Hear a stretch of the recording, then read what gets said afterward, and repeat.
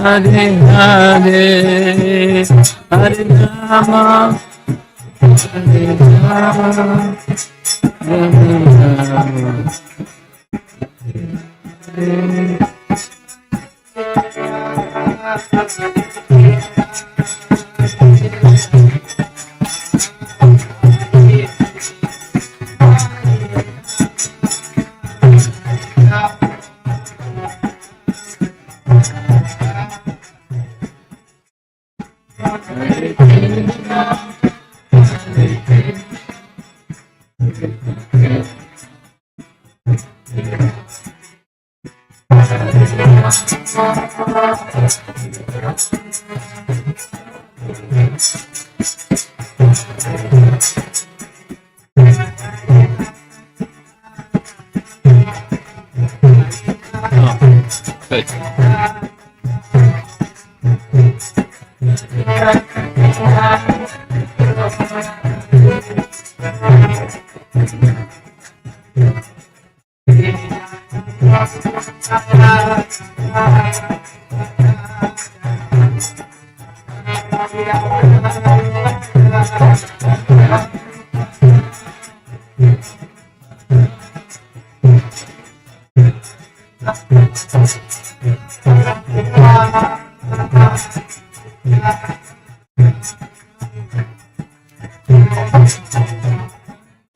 Good.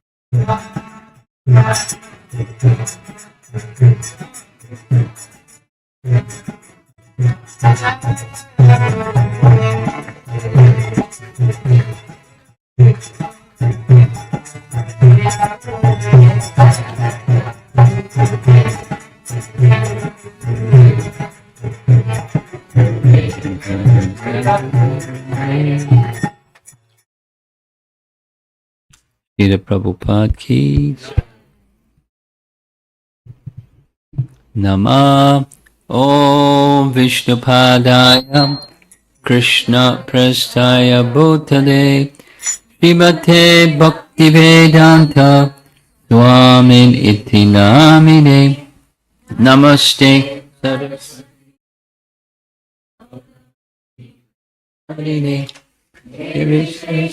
Sunyavadi Paschacha Desatadine Jaya Sri Krishna Chaitanya Prabhu Nityananda Shri Advaita Gadadhar Srivasadi Gaura Bhakta Vrinda Hare Krishna Krishna Krishna Hare Hare Hare Rama Rama Rama Hare Hare.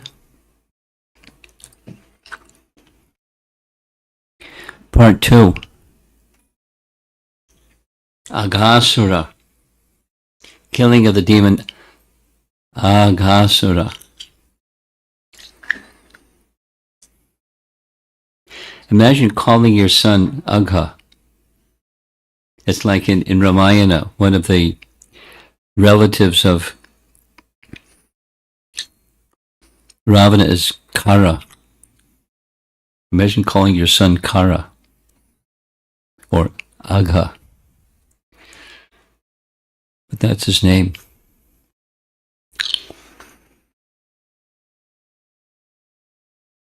We made a little bit of an introduction. We got as far as 3 verses into the chapter, and now we're going to be, the next 7 verses gets our attention, verses 4 through 11.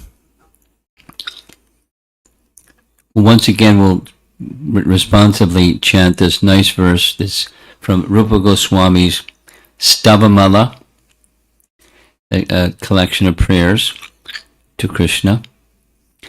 And I think everybody was here for the morning session, so this is the same. She'll sing twice, and a little pause at the end of each line.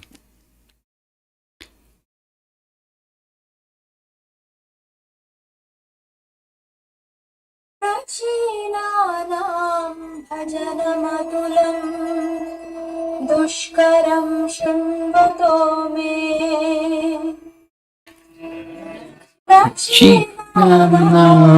भजनमतुलं दुष्करं शृण्वतो मे नैर्यासेन ज्वलति हृदयम् भक्तिलेशालसस्य नैर्यासेन ज्वलति हृदयम् भक्तिलेशालसस्य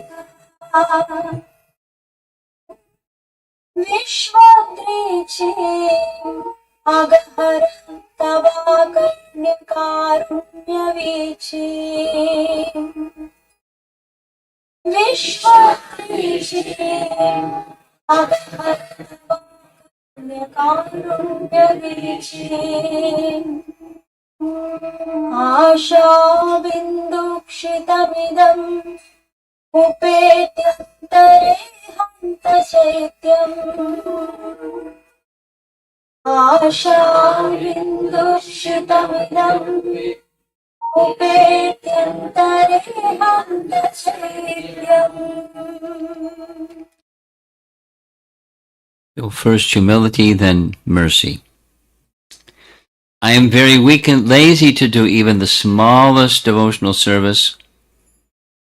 And so when I hear of the peerless and difficult to perform services performed by the great devotees in ancient times, oh, my heart burns with despair. O Lord, O Killer of Aghasura, when I hear that your waves of mercy splash everyone, from the demigod Brahma down to the most insignificant creature, then my heart becomes sprinkled with a cooling drop of hope. The downpour of, or the waves of mercy, and the waves of mercy splash, and some drops of those splashes of those waves of mercy touch me, and then I feel there's some hope. Despite my fallen nature, the Lord is merciful. So 7 verses, 4 to 10. So the focus, playing with Krishna in the cowherd village of Vrindavan. Although these boys were decorated by their mothers with ornaments of kacha, gunja, pearls, and gold, when they went into the forest, they further decorated themselves with fruits, green leaves, bunches of flowers, peacock feathers, and soft minerals from Gopal Champu. Though the boys were beautiful because of the jewels as they entered the forest, they ornamented their bodies with fruits and buds from trees and used a multitude of glass beads brought in packets from their houses after much pleading. The scene, various scenes of playfulness. Absorbed in playing, they did not consider that one thing was better than another. Only the miser, thinking of expense, sees with a critical eye. The carefree person, not considering expense, becomes joyful with whatever is pleasing. Next verse. All the cowherd boys used to steal one another's lunch bags When a boy came to understand that his bag had been taken away, the other boys would throw it farther away to a more distant place, and those standing there would throw it still farther. When the proprietor of the bag became disappointed, the other boys would laugh, the proprietor would cry, and then the bag would be returned.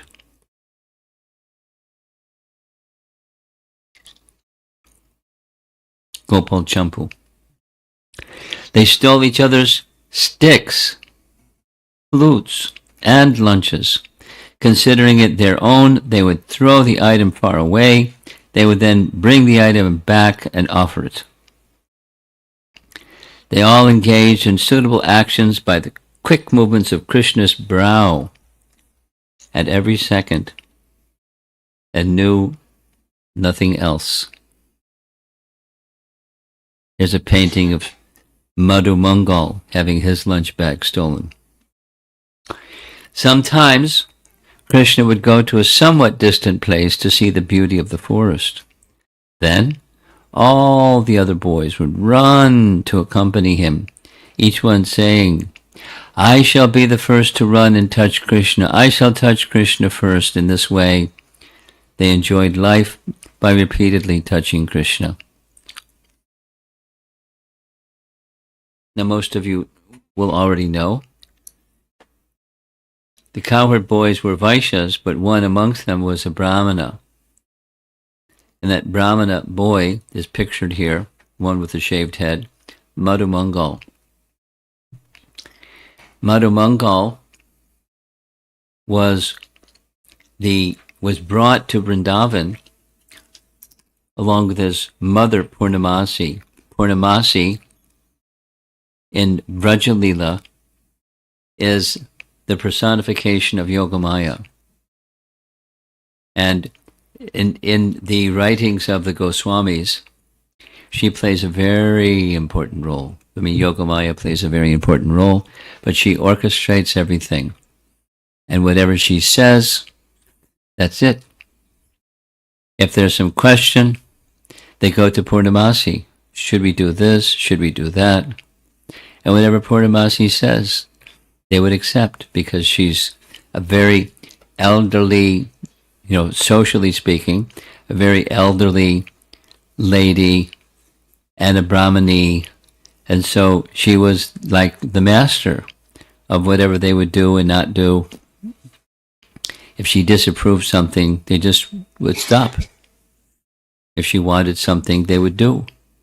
So she's a very important, Purnamasi, or Yogamaya personified, was a very important personality, very important figure in Krishna's Vraja Leela.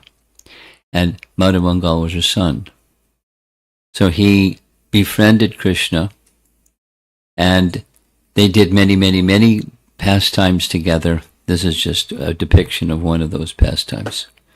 So he was with Krishna all the time, and all the cowherd boys were with Krishna all the time, so he was with the cowherd boys.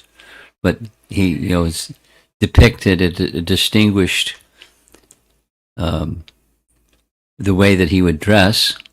He would dress as a young Brahmin boy would dress, and the cowherd boys would dress as young cowherd boys. So their attire was different, and their role was different. Everyone had a particular role to play in Krishna's pastimes. Jiva Goswami comments, Krishna sent all the boys ahead to look for the calves, and then went far off to see the beauty of the forest. They could not see him, but they ran toward him, attracted by his fragrance, and saying, "I will catch him first." Having such pride, they felt great bliss. Though the boys were pure, they displayed pride in giving pleasure to Krishna. So this is a scene back in Vrindavan. So attached to Krishna's company were the cowherd boys' little sons, that they acted just like his shadow. So here's the scene we described before. There's Mother Jasoda getting Krishna all dressed up, ready to go out herding the calves, and the boys are there with boxes of jewelry and ornaments to give to Mother Jasoda so she can apply them. Or other cowherd boys dressing Krishna themselves with strings of necklaces and garlands, and they all got in the act.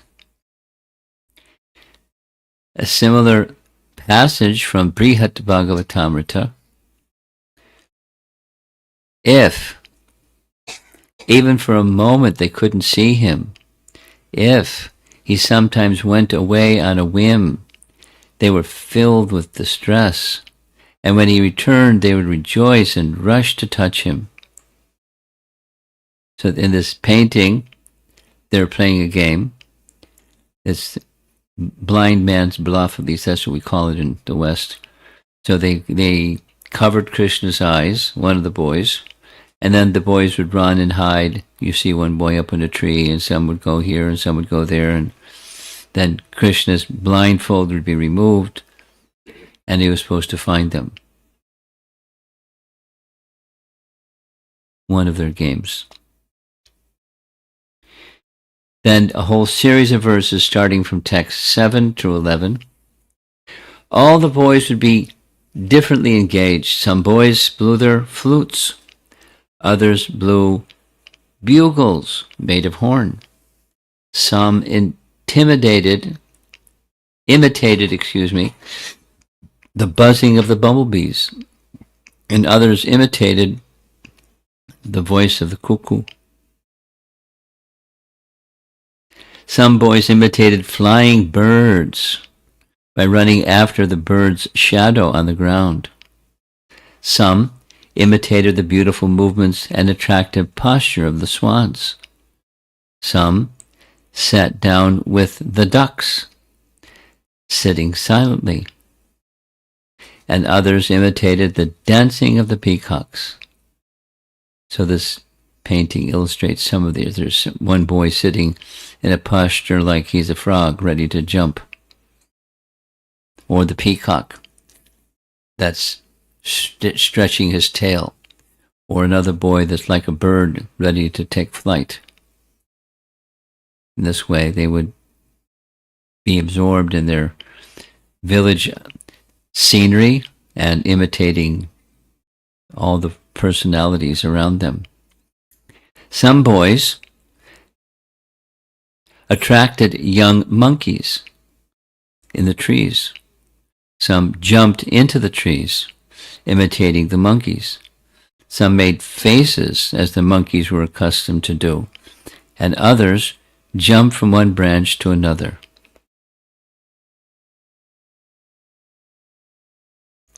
Some boys went to the waterfalls and crossed over the river, jumping with the frogs. And when they saw their own reflections on the water, they would laugh. They would also condemn the sounds of their own echoes. The picture is playfulness. In this way, all the cowherd boys used to play with Krishna, who is the source of Brahman effulgence for the Gyanis, desiring to merge into that effulgence, who is the Supreme Personality of Godhead for the devotees who have accepted eternal servitorship, and who, for ordinary persons, is but another ordinary child. So this image is meant to show Krishna is the source of the Brahman effulgence, and their Gyanis would be attracted to the Brahman effulgence, wishing to merge into that Brahman effulgence. But the boys are joined with the person, not the effulgence, or the source of the effulgence, but in a very personal way. Then those that worship in majesty the personality, and the boys are playing with him. In other words, their feature is very unique. A nice B.G. Sharma, again, a painting showing some of the activities that the boys would do together on a daily basis. The coward boys, this is this celebrated verse. We're going to spend about 20 minutes on this verse, one verse, Krita Punya Punja verse. The cowherd boys, having accumulated the results of pious activities for many lives, were able to associate in this way with the Supreme Personality of Godhead. How can one explain their great fortune? So we just expanded the two parts of the verse into two parts. Here's the whole verse. So we're going to look at each of these words. Let's say the verse together if you know the meter. Itam satam brahma sukhana bhrutya dasyam gatanam paradaivatena maya shatanam naradarakena sakam vijakta krita punya punja. So, when speaking of this verse, Prabhupada would simply say the phrase Krita Punya Punja, and to him and to those of us that heard from him regularly, he is remembering the whole verse just by saying those three words, Krita Punya Punja. So we'll start with the color coding. In pale blue, the word Satam. Itam Satam Brahma Sukhanu Bhritya. Satam indicates, according to commentaries, there are three types of people: the Gyanis, Bhaktas, and Karmis. And those that are Satam refers to those who have manifested the state of Sat, of their highest Swarup, or those who have the quality of Sat because of closeness to Brahman. In either case, it refers to Gyanis. This is Jiva Goswami's commentary. So it's compare and contrast. The cowherd boys, they're most fortunate, more fortunate than the Gyanis, will have Brahman realization at least to some extent. They're manifested in their state of Sat, or highest Sarup, but they're not yet engaged in service. They're interested in Sat, or Brahman. The inhabitants of Braja played with Krishna, who is the knowledge and happiness of Brahman for the Gyanis. And then a little lesson in, is there a distinction between a Mayavadi and a Brahmavadi? And if so, what's the distinction?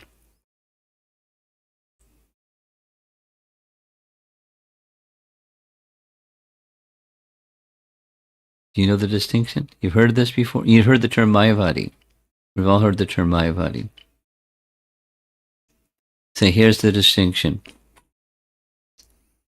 The word Sat cannot apply to those Gyanis who think the body of and form of Krishna is material. And that's the Mayavadi. Mayavadis, they say, at least notionally, Brahman Satya Jagan Mithya. We've all heard that phrase. Brahman is truth or reality, and Jagat, or the universe, doesn't exist. It's false. It's mithya. So when we speak of anything, it may have form, but understand that form doesn't exist, because there's only one thing that exists: Brahman. Brahman Satya Jagan Mithya. So apply that to Krishna. Krishna has form, but there's no form. All there is Brahman. So it's just a covering of Maya, that therefore Mayavadi, the doctrine of Maya. Krishna is Brahman. For that matter, you are Brahman, I'm Brahman, Aham Brahmasmi. We're all Brahman. It's all one. All there is oneness, the oneness of Brahman. And anything that appears to be variety or diversity or qualities or features or anything is Maya. Maya covers Brahman.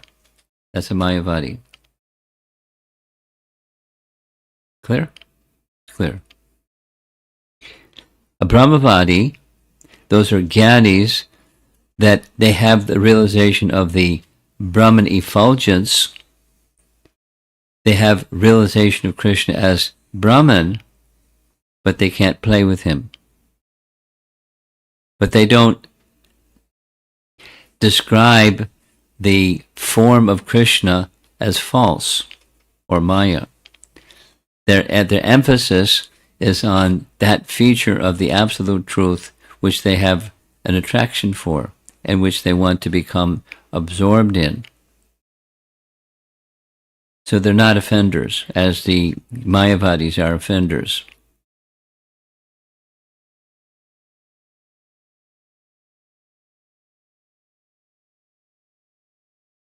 Brahma Sukha Anubhutya. Anubhuti means, carries the force or the indication of a self-manifesting substance. Anubhuti. Sukha Anubhuti. Brahma Sukha Anubhuti. So there's a happiness carried within this realization of Brahman that they experience. There is a positive happiness of Brahman realization called Brahma Sukha or Brahma Sukha Anubhuti, self-manifesting substance. This conscious entity, namely the self-manifesting substance, or Brahman, is happiness. It gives happiness since, in its highest form or of Atma or Krishna, is the basis of the highest unconditional prema. Got it? It's partial. It's not complete. That's partial. So there is a happiness.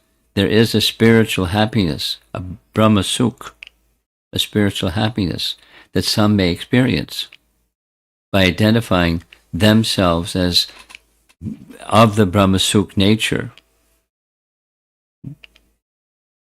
And there's a happiness, no longer misidentifying with matter, but identifying the self with Brahman. And there's a happiness, partial happiness, an incomplete happiness, a Brahma Sukha happiness. Here this is Jiva Goswami. It is called Brahman, the greatest, since it is the highest Swarup for all the Brahmavadi Gyanis, by appearing only in that form for them. That's a partial realization of the absolute truth. The Brahman feature of the fullness, or Satchitananda, the Sat feature of the Satchitananda, or the Brahman, as opposed to the Brahman, Paramatma, and Bhagavan feature of the fullness. So they have some happiness, Brahma Sukha. That's what that verse is saying, the first line in the verse.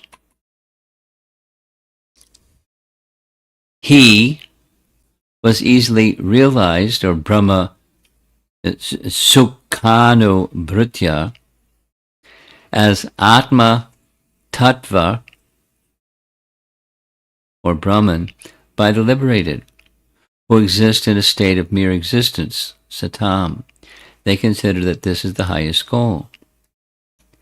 For the devotees, who are also identified as by the word Satam, he is Bhagavan, the form of happiness or prema bhakti most worthy of worship. So that we're going through these color-coded verses, or parts of the verse, and then we'll take the pieces and put them back together again. Satam Prasanam. So Dasyam Gatanam. Dasyam Gatanam refers to all the genuine devotees, other than the inhabitants of Vraja, who see Krishna as their worshipable Lord. He is their gati, or their goal, or their destination, in the mode of appreciating his majesty. Dasya bhaktas worship Krishna in reverence, but they're not qualified to play with Krishna.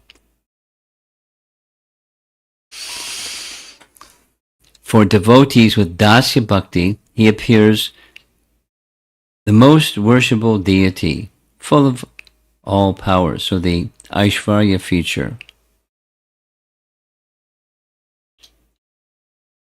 And then, Maya Shatanam, the indication is those involved in material happiness, Maya, Ashrita, they've taken shelter of Maya, they see him as an ordinary human, Naradarakena. The karmis have no realization of Krishna, nor worship, since they have no respect for him. So what to speak of playing with him? Those who are covered by Maya, this is the third line, those who are covered by Maya think of Krishna as a human child, since they have no jnana or bhakti. The boys did not play with Krishna in that form. The boys played with Krishna, who gave them his association because he was controlled by their prema. So, Maya Shatanam Nara Darakena. So here's a painting showing the gopis worshipping Katyayani underneath that tree over there. Taken in another sense, Maya Shatanam refers to Krishna's beloved gopis, who worshipped the goddess Maya, or Katyayani, with choice mantras. But they didn't worship the material Maya, they worshiped the spiritual personality, Katyayani, the internal potency of Krishna. For the gopis who served Katyayani with great faith to attain Krishna, he appeared as a beautiful human child, Naradarakena. He appeared in this way to them because of their great prema. He appeared as happiness for the groups of women, Naradarakena. And then the final line, Krita Punya Punja. You recognize the painting. This is Krishna stealing butter or dairy products. And in many cases, for a variety of reasons, the cowherd people would hang the pots that had yogurt or dairy products up from the ceiling so ants and other little crawling creatures couldn't get to them so easily. So the cowherd boys, that was no problem. They piled one another and took what they wanted. And there's a little boy on the left on the lookout to see if anybody's going to catch them in the act. The Brijbasis played with him. Though he is complete in bliss, they gave him more intense bliss in the pastimes of prema, and they also attained remarkable bliss in all ways. Therefore, more than all others, they were fortunate. Krita Punya. Here, Punya can only mean activities pleasing to the Lord and not material piety. Conventionally, Punya makes reference to material punya, charity, opening hospitals, feeding the poor, and those kinds of things, healing the sick, punya, material piety. But it does not and cannot mean material piety. The cowherd boys didn't attain the position of cowherd boys by material piety. Now, let's refer back to a question that came up in the morning session. The morning session, there was, could you describe a little bit more about the transcendental nature of Krishna's associates, particularly the cowherd boys and the gopis? So we launched down this little path of the eternal associates are eternal associates. One doesn't become an eternal associate. The eternal associates are eternal associates. But one can become assistants to, or in the mood of, or like manjaris to the gopis. One may take that position, assisting them. So they don't attain, so krita punya punja. Are these cowherd boys, did they, like, once upon a time, they were like us, and they did lots and lots and lots and lots of favorable to Krishna activities, and then they attained eternal associate status? Not exactly. We or they may become assistants to the eternal associates. That's the teaching. Here's a nice reference that comes in this commentary section. This is a verse, often quoted verse. Of course, there's the Sanskrit to it, but Krishna is entering into the wrestling arena of Kamsa. And different persons see him before they confront Chanur and Mushtika. They see him, and they see him in different ways. He's one entity, but they see him in different ways. Depending upon their regard for him, they see him and they experience him in different ways. The various groups of people in the arena regarded Krishna in different ways when he entered it with his elder brother. The wrestlers saw Krishna as a lightning bolt. The men of Mathura as the best of males. The women as Cupid in person. The cowherd men as their relative. The impious rulers as a chastiser. His parents, of course, they're in prison, they didn't see him, as their child.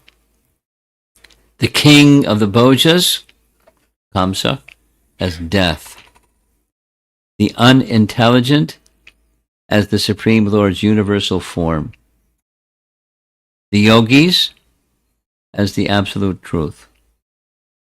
And the Vrishnis as their supreme worshipable deity. So it's one Krishna and one Balaram, but they're different ways of seeing him. Not Krishna's doing different things, it's Krishna's just coming into the wrestling arena. But there's different experiences of him according to their regard for him. That's, we understand the principle, yayatam mam prapadyante, etc. So according to how persons regard Krishna, that's how he appears to them. Although he's the same walk, the same stride, the same attire, the same everything, but perceived differently. And these cowherd boys, because of the heaps and heaps of punya, or transcendental exchange with Krishna from many, many, many lifetimes, they're able to play with him. Here's Prabhupada, morning walk in Bombay. These boys, these cowherd boys, they have accumulated krita punya punja, heaps of pious activities, and therefore they are now allowed to play with Krishna. Krita punya punja. Again, he was taste that phrase, repeat the phrase, taste it, and within that seed was the whole verse. The great fortune of these cowherd boys. Again, this is a morning walk in Bombay, different date. After many lives, pious activities, they have come to this position. Krita punya punja. To understand Krishna And to engage in the service of the Lord, it requires a qualification. Yesham tuntagatam papam jananam punya karmanam janmanam punya. Those who are simply, this is the highest punya karma, to engage one's life activities only for the service of Krishna. That is the greatest punya karma. And again, another situation. This is in Vrindavan. Prabhupada is speaking. This is a class in nectar devotion. Therefore, we forbid our students no illicit sex, no eating, no gambling, no intoxication, because these are the pillars of sinful life we have given up. We have to give up these things to accelerate our promotion to devotional service. We cannot go on doing this and that at the same time. It is something like that. You ignite fire and pour water. It will be useless attempt. If you want to burn the fire blazing, don't put water on it. Keep it dry. Yesham tuntagatam papam.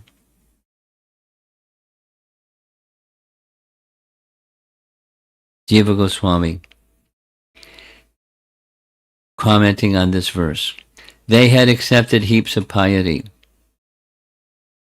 This is a mundane statement. Actually, they had piles of pure splendor, punya, caused by the highest mercy of the Lord, who performs pastimes, krita. Amara Kosh says, punya means splendor, or charu. Amara Kosh, that's a Sanskrit dictionary.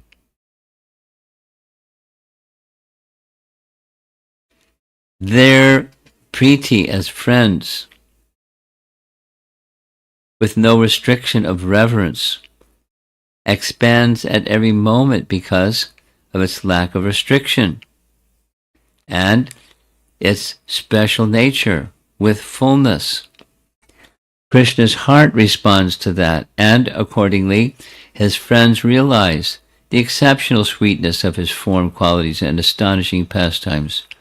What more can be said? This is Jiva Goswami continuing. Like churning the ocean to get nectar, such intimate love produces the highest sweetness and control of Krishna because of their sweet love. This is not seen in the Jnani or the devotee with reverence.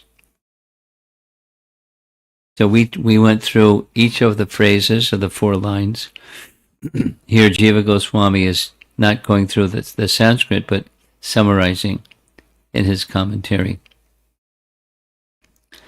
Punya refers to bhakti as in dharmo mad bhakti krita proktaha, or from the Uddhava Gita.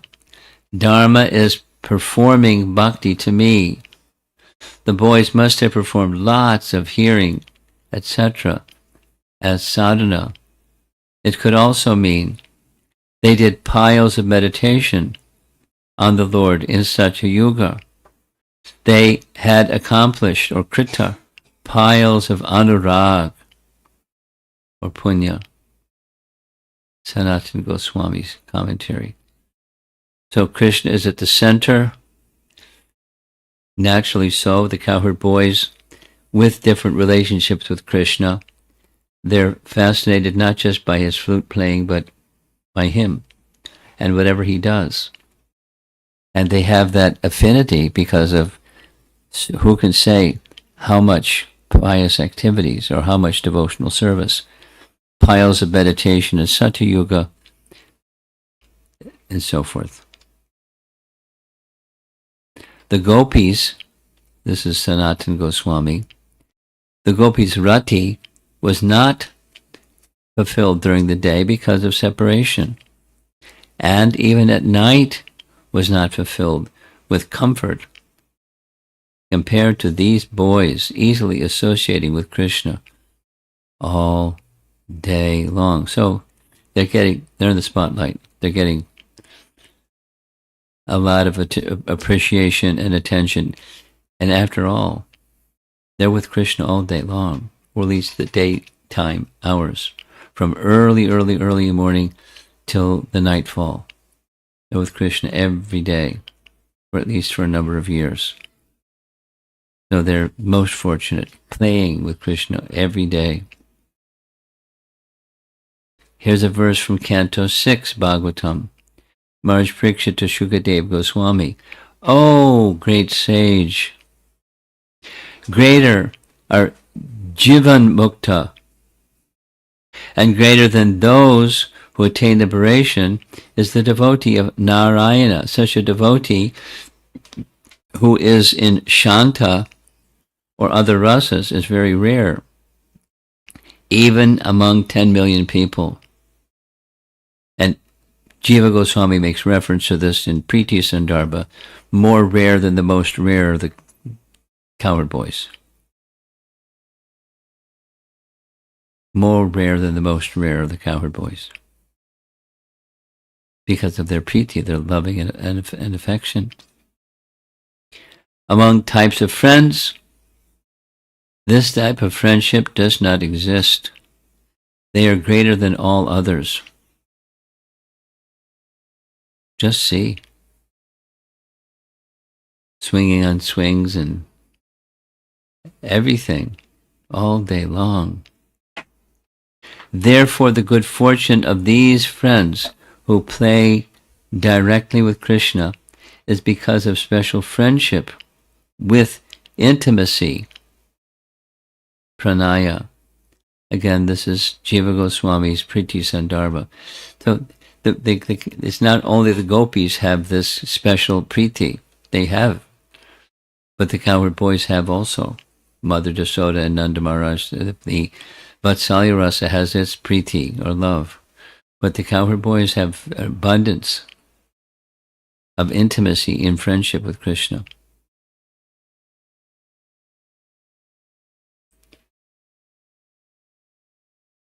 Now this verse, it's 10, 12, 11. We're still in chapter 12. And this verse that we've been referring to again and again, it's many places in Priti Sandarbha because it's describing the unique, super unique position of the cowherd boys. And it's really explicit. More than topmost, more than of all living entities. Cowherd boys have such priti, such intimacy of love. And not only in Priti Sandarbha, it's often quoted, or several places it's quoted in Bhakti Rasamrita Sindhu.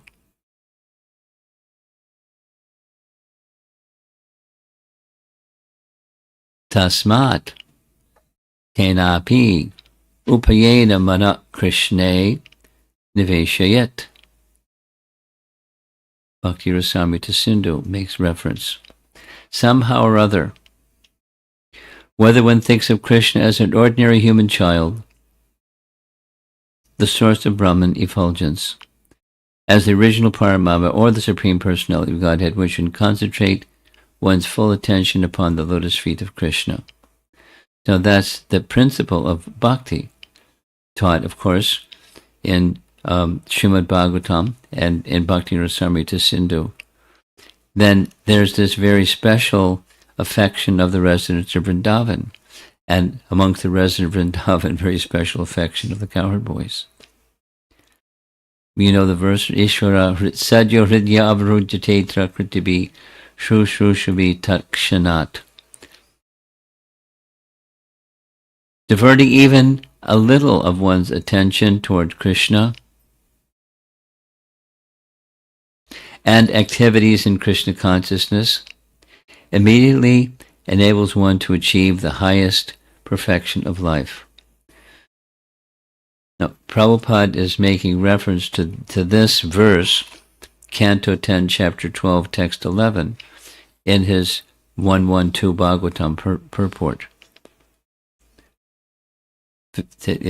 what is being described in our section of discussion today in chapter 12 is a fundamental teaching in bhakti. Here's another reference, Canto 1, Chapter 7. Lokasya Janato Vidvang Chakre Sattvata Samhita. The secret of success is unknown to people in general. Therefore, Srila Vyasadeva has given us the Srimad Bhagavatam.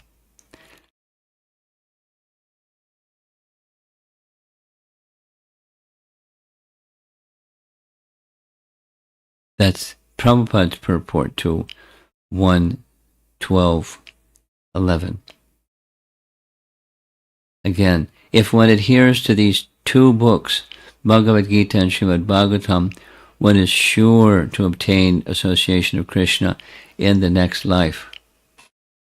Prabhu's. It's not a bluff. It's not hype. It's not hyperbole. It's not over-exaggeration. It's very simple. Obtaining the relationship with Krishna or association with Krishna in the next life. Now, it doesn't say where, but association with Krishna in the next life. So there's a little advertisement again for Bhadra Purnima. Receive Srimad Bhagavatam and give Srimad Bhagavatam. Prabhupada comments, distribution of Srimad Bhagavatam all over the world is a great welfare activity for theologians, philosophers, transcendentalists, and yogis. Everyone's an eligible candidate.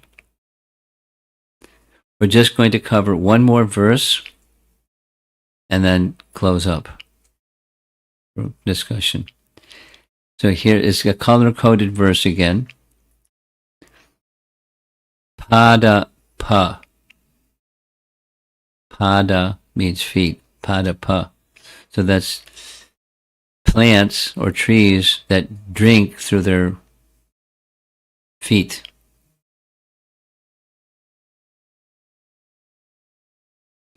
Yogis may undergo severe austerities and penances for many births, yet in due course of time, when these yogis attain the perfection of controlling the mind, they will still be unable to taste even a particle of dust from the lotus feet of the Supreme Personality of Godhead. What then can we describe about the great fortune of the inhabitants of Brajabhumi Vrindavan, with whom the Supreme Personality of Godhead personally lived, and who saw the Lord face to face? Now it's a mistake to take it as like it's just a nice story. It's a nice story. But it's a mistake to take it as just a nice story. It's a description of Krishna's appearance and his exchange with his eternal associates, and we're getting the privilege when we come to chapter 13 and 14 of Canto 10. Brahma is in his prayers, for example, he's saying how greatly fortunate are these cowherd boys, because they're playing with Krishna. And those who are, aside from the cowherd boys, those that are aware and are associating with Krishna in some part of the day, in some way. And then very special are even those of us who are presiding deities of the senses. And we, through the presiding deity of the senses, perceive through the senses the pastimes of Krishna. How greatly fortunate.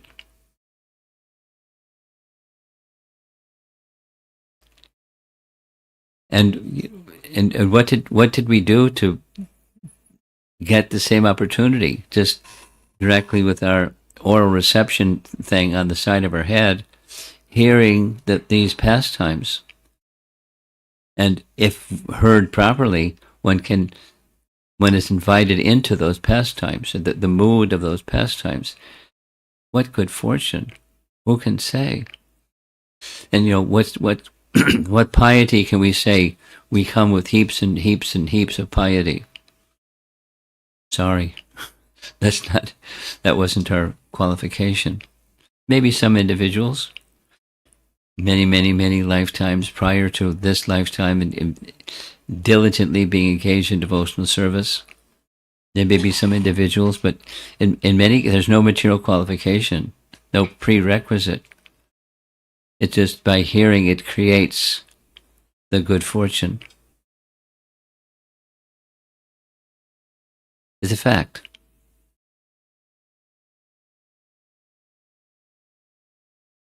Prabhupada would many times in India and even in America point to his disciples and say, previously they were engaged in abominable activity, no prior qualification at all, and now they're not doing any of those things, and they're exhibiting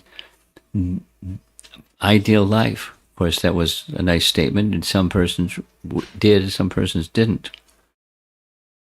But ideal life, the bright. He liked it when the media would comment the bright-faced Krishna devotees. He often, in different times, would quote a Catholic priest that came to meet him when he was in Boston one time and asked, Swami, how do you do this? Because the people that are your followers, they used to be part of our religion, but they didn't come. And now look at them. They're shiny and effulgent and following everything so nicely. What magic? And he would just refer to the Hare Krishna Mahamantra and, of course, the teachings of Srimad Bhagavatam. It's transforming, regardless of what one's background is. Look around the room. There's lots of non-resident Indians. Maybe some generational people that are born in America, so American citizens by birth. And, Trump seems to want to change all that too. But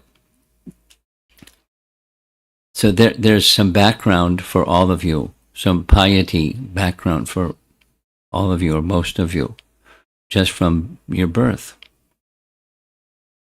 And then that a large part of the Hare Krishna movement was not based upon that. It's not how it got started. It was just that very simple activities, same as what we're doing. So what to speak of the exceptional fortune of these cowherd boys, and then hearing about it, that's exceptional fortune just to hear about it. Not even considering the great fortune of their constant playing with the Lord, great souls cannot even attain the fortune of seeing Krishna, which all the people of Vraja could see.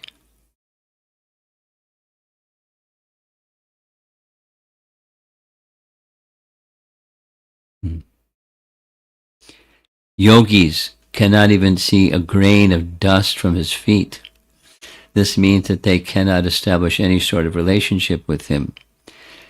They cannot see from afar. Even a ray of the devotees who drink the Lord's feet, pada plus pa, pada pa, with prema. So that's the end of our part 2. And the beginning of part 3 is going to be Aghasura shows up in this mood of, in the forest of Vraja, being with Krishna and enjoying their very joyful pastimes in a very playful mood, doing this and doing that and touching Krishna and laughing and stealing each other's lunches and climbing trees and, doing things that little boys do. Here comes the big demon. The mood changes. Starting tomorrow.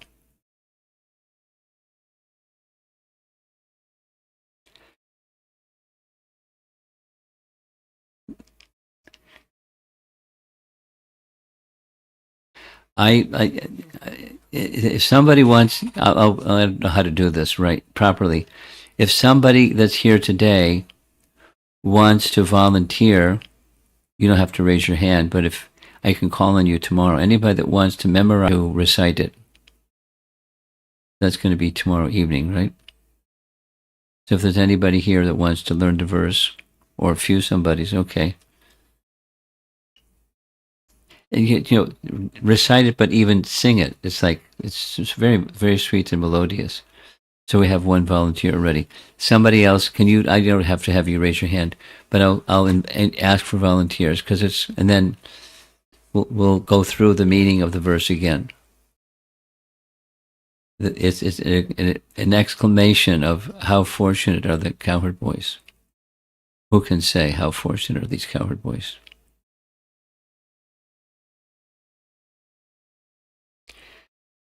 Okay. So let's turn on the light. And comments or questions? Yes. Do we have a microphone? Yeah.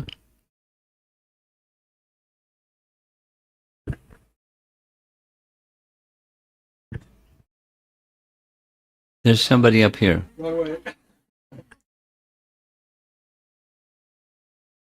Thanks, Maharaj. Haribol. Haribol. There we go. We've been talking about punya.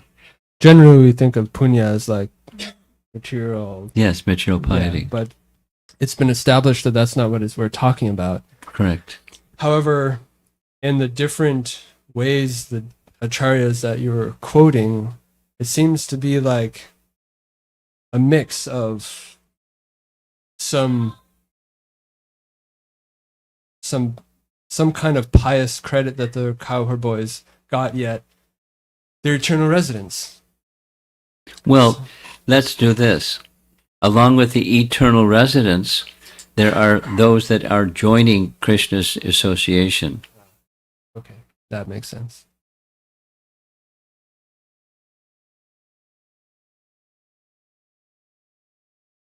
Okay. That's it. That's it? Okay. Others? You have something? Some paintings.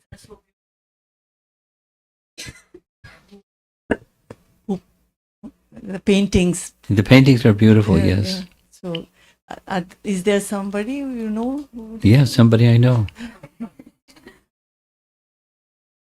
You want to know that somebody? Yeah. I'll tell you separately.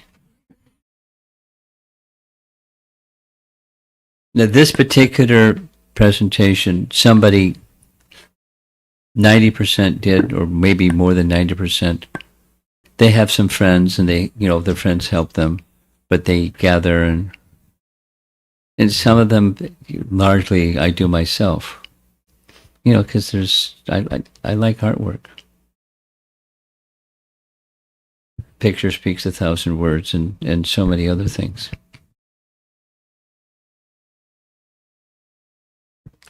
Hare Krishna Maharaj. Early on in the slides, there is a comment made by Srila Jiva Goswami that the boys displayed pride, saying that I will touch him first. Oh, yeah. Can you talk a little bit about, expand a little bit about the pride? There's everything that exists is in the spiritual world, and the perverted reflection of what's in the spiritual world is here in the material world. So the cowherd boys don't have the perverted reflection kind. So it's a transcendental kind. And what does it look like? I will touch you first. Their happiness is Krishna's happiness. And that they can bring Krishna's happiness, and they can experience the happiness of Krishna's happiness. That makes them happy. That kind of pridefulness.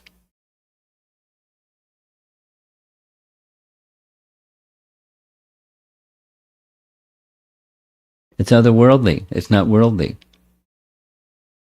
There's worldly and there's otherworldly, and anything and everything. Not motivated by self, false ego. Yeah. Motivated by praying. Even Krishna. Stay tuned. The Prema channel. But in principle, we should know that there's one source of everything, and then there's this place, which is a reflection of that one source.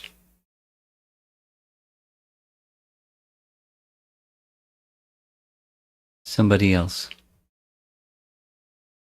All the way in the back, all the way. Oh.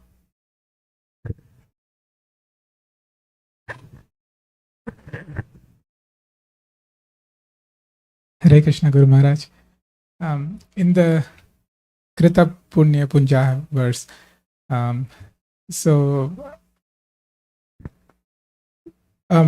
my understanding from this class is that it refers to both Nitya Siddhas, or eternally perfect devotees, and Sadhana Siddhas, the perfected devotees.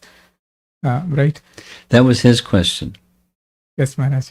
So, yeah, one of the explanations was that, the Krita, they did meditation during Satya Yuga and something like that. We saw one of the slides, right? So, yes. So my question is that, okay, the punya part, we understand that it's not really piety, but it is pleasing Krishna through devotional service. So for perfected devotees, that is clear, like by performing sadhana bhakti. It's for both Nitya Siddha and Sadhana Siddha. Yes. It applies to both. Yes, Maharaj. So it is less clear for me how it is applicable to Nitya Siddhas. Because have Nitya Siddhas not done heaps and piles? Yeah, but there is a past of having done pleasing activities. That's okay. One is the path and the other is they're already there. One is sadhana, the other is siddha. Nitya Siddha. The Nitya Siddhas do, lifetime after lifetime after lifetime after lifetime after lifetime, piles and piles and piles, heaps and piles. Krita Punya Punja. Don't put it. Here's the problem. You're running into a problem. You're putting that which doesn't fall within the jurisdiction of time within the jurisdiction of time. That's right. And that's the problem. That it doesn't fit. But there is such a thing as eternally perfect, and in heaps and piles of pleasing Krishna in prema is their life. How greatly fortunate, contrasted to the other three categories.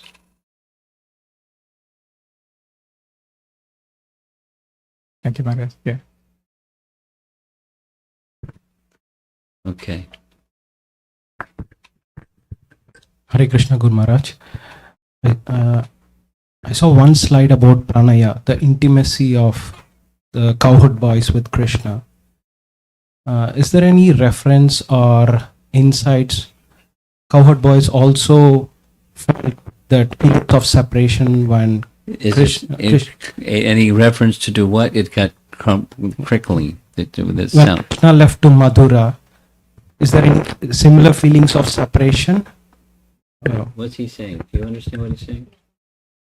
No, I can repeat my question. Rephrase it. Yeah, sure. Let us talk slow. Keep it like And usually when we talk about the feelings of separation, we refer to The feelings of which? feelings of separation. Feelings of separation. Now, don't you have to shout? I can hear. Okay. With just with some distance and speak slowly and clearly. That's the way. Okay. There's feelings of separation not only from the gopis. Yeah. Is there any reference or insights where it talks about similar intimacy or that feeling of separation for cowherd boys? Of course. How many do you want? Here's one. Sometimes they're walking with Krishna, and Krishna, they're on one side of a tree, Krishna's on the other side of the tree, and for a moment they can't see Krishna because he's on the other side of the tree. Oh, there he is again. Because that moment, it means 10 so many years or more. Or, here's another one. When the cowherd boys enter the mouth of Aghasura, they can't see Krishna. And Krishna cannot, well, of course, he can see anything, anywhere, but he can't see them.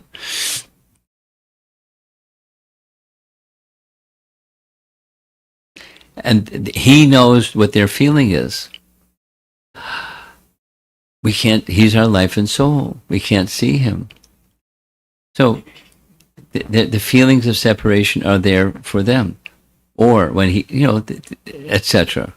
There's many examples. So you want to know, are there examples? There's abundant examples. Because there's abundant examples because there's variety of rasa. And one type of secondary rasa, along with the primary rasa of friendship, and friendship mixed with servitorship in some cases, there's the sense of being separated from the object of love. So it exists in all the four primary rasas: servitorship, friendship, parental affection, and conjugal love. Naturally, it's a secondary rasa, and Krishna ensures that people will feel it. And he feels it. He feels separation from them. It's two ways, not one way. Good Maharaj. My question is, when Krishna left to Madura. Oh, you want to know reference of what the cowherd boys went through? You can. I don't know scriptural references what the cowherd boys went through. We hear about what the gopis went through. Maharaj. And similarly, the cowherd boys went mad. Just like the gopis went mad.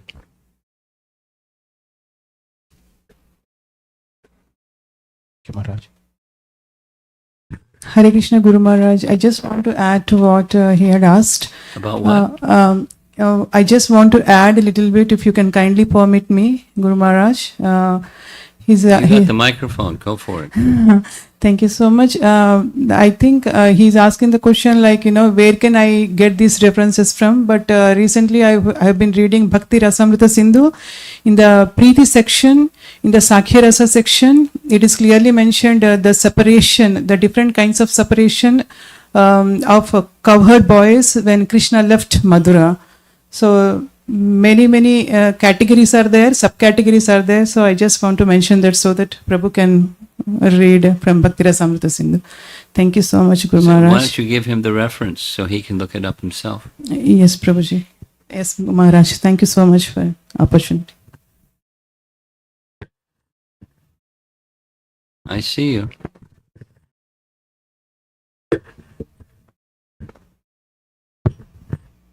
Hare Krishna Maharaj, thank you for the wonderful class. I had a question on it said that the spiritual world was there forever. There was no starting, there's no ending. So were the cowherd boys also there? Yeah. Why not? You think not?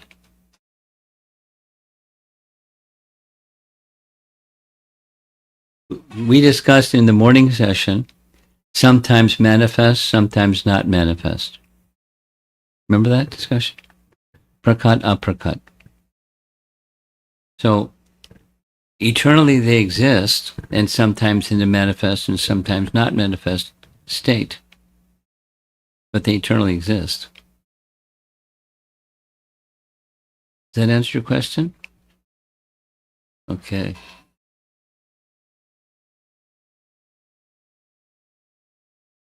Anyone else?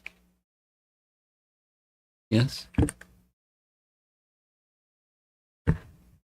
Hare Krishna Guru Maharaj. sorry if my question is an ignorant question, but I just want to know how the eternal associates got that position How- initially. Okay. This is the same placing something that's not within time as if it's an event within time. I'll say it again. Same thing.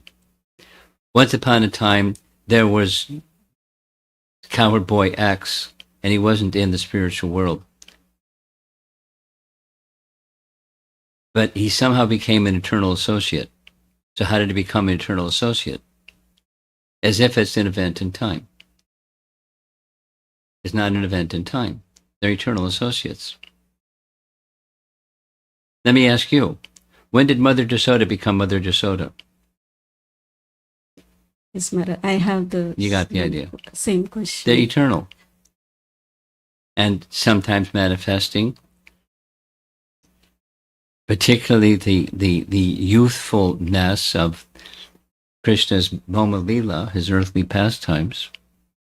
And then they're manifest, and they have mothers and fathers and et cetera, et cetera. And they grow in age with as Krishna grows in age, and they have pastimes with him. And they're really enjoying it because they're with Krishna. With pride. He's absorbed. With pride. Let me touch Krishna first. Let me touch Krishna first. Prema. Eternally. No beginning and no ending. Eternal. It's not within our experience. So we can think of things that are within our experience that have a beginning and an end. And there's things that don't have a beginning or an end. And this is one of them. Thank you.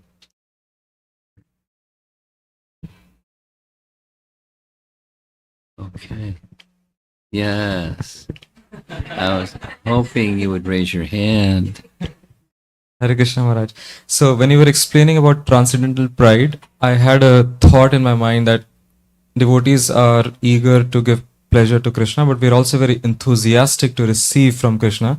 So in a practical instance, for example, in a temple, we are like, let's say if the pujari is trying to give like a flower or a fruit, and we are like, it should come to me.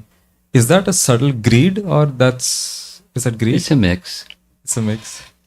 Our consciousness is mixed. Our consciousness is directed towards Krishna, but it's rooted in false ego, just because we're not pure, but attracted to Krishna. So it's a mixed devotion.